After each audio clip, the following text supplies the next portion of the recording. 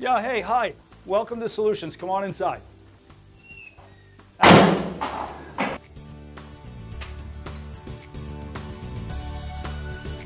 Morning. Welcome back to Solutions Fitness. My name's Rick. Certainly looking forward to having you guys check us out here today.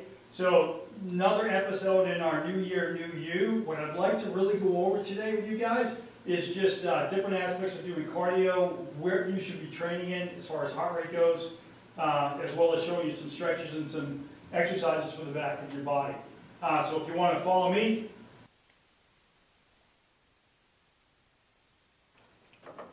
Yeah. So basically, for those of you, that belong to a fitness center or what have you, there's a whole lot of pieces of cardio equipment and stuff that you can select from. Real popular one today is a cross trainer elliptical like this. Most people, when they're using this machine, you usually see them going sort of in a forward fashion like this, usually at a pretty good clip. What I want to share with you guys is just a pretty simple trick.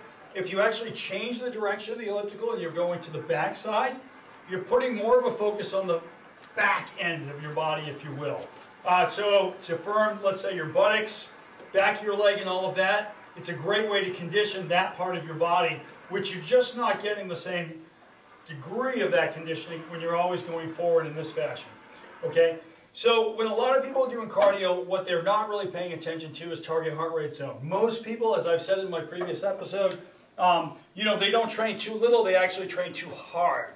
So as far as cardio goes, the heart rate and all of that, they're just above their target heart rate zone. So target heart rate zone, for those of us that don't have Fitbit, it's a pretty simple calculation. You take your maximum heart rate, you subtract your age, whatever that may be, and you multiply that by some percentage point. So if you're just starting out with exercise, say a newbie as far as cardio or whatnot, you're going to want to multiply that maximum heart rate, which again is that 220 minus your age, by say 60 to 70%. That's how many beats per minute you want your heart rate whenever you're doing a piece of cardio equipment. If you're sort of an intermediate, someone who's been working out for a while, you'd actually multiply that maximum heart rate by 70 to 80%. And for those of you that are advanced, you'd multiply it by about 80 to 90%. So you're really increasing your aerobic threshold. So the importance is, if you're trying to lose body fat principally by doing cardio, sort of make your body leaner, you want to be on that lower range of that percentage for that target heart rate. So you really want to multiply it by the 60 to say 80%, and that would be the range that you'd want to be doing your cardio in. If you're pushing it, if you're going too fast, too aggressively, then your cells are no longer burning stored fat. They're actually burning all the fuel and everything that you have consumed the previous day. So you're sort of taking the focus out of the activity that you're doing. So that said, after you're doing cardio, most people don't do an adequate job stretching. So some simple stretches I'll go over here real quick. A stretch for the front of your leg. All you're going to do is grab your opposing foot with the opposite arm and then pull up on that leg. You're going to feel some pressure here on the front of your thigh. So this is stretching the front here of this leg muscle, okay? Hold that for 20-30 seconds. Go in with the other leg, do the exact same thing. That would stretch the front of the body. Stretch for the back of the legs. Looks like this. It's a real simple hurdler stretch. I always advise that people do this using a flat bench instead of being flat on a mat. What it allows you to do is actually take and keep your heels supported and everything. You're off the floor to make it easy. You can gently lean forward to elicit the stretch in the back of your leg without trying to, say, stretch your groin muscle and everything through here when you're down on a mat. So it really simplifies the stretch. It allows you to focus more on getting a good quality stretch. What you do is you just gently lean forward and you'd hold this stretch for about 20 to 30 seconds. If you are using a bench, be certain to have your heels supported on the bench. It makes the stretch that much more effective, okay? Another thing that you can't really see from this angle, but my toe is exactly perpendicular, straight up to the ceiling.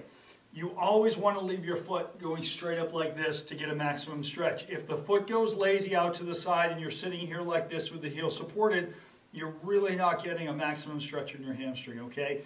So those two stretches, always critical to do after doing a stint of cardio. A lot of people say to me, how long should I do cardio for? I would say a minimum of 20 minutes, 3 to 5 times a week. If you're going to go ahead and do if you want to do more cardio than that, then what you can do is go ahead and increase that duration to say 30, 40 minutes. But again, anywhere from 3 to 4 times a week, that's a good stint of cardio as far as, a means to maintain a healthy body composition, body weight, as well as certainly reduce body fat. An exercise to strengthen here, the back muscle, all right? A lot of us were focused so much on our abs because this is what people see. We don't pay any attention to our back muscle, if you will, lower back through our spine. Something you're going to want to try to employ would be a plank exercise. So it's pretty simple. You just come down on the floor or a mat if you have one at your disposal. You're going to bridge yourself across your forearms just like I am here. My knees are flat on the floor right now, but what you're going to do is you're going to pick yourself up so you're on your toes. Try to make your body perfectly straight as though it was a board or a plank. And you're going to hold this. So the more advanced you are, the longer you'd hold this for, okay? You'll find that a lot of people will do this and they'll sort of have their butt up in the sky. That really isn't the form that you're trying to accomplish. You really want to keep your body in line and you're holding it there statically. Of course, not holding your breath, breathing in the process. And you may hold this initially, let's say if you haven't done any of these before, I'll usually have people try to hold it for a count of 20 seconds. Those that are more advanced, 60 seconds, or even 120 seconds, depending on how advanced you are. So immediately after you've done this for whatever duration that may be, you're going to prop up on your knees, just as I'm demonstrating here, and you're going to do what's known as a cat and a camel stretch. Looks pretty simple. You'll bridge yourself down on your arms just like this, arch your back up for a hold of about 5 or 10 seconds, and then you're going to arch your belly down just like this, okay?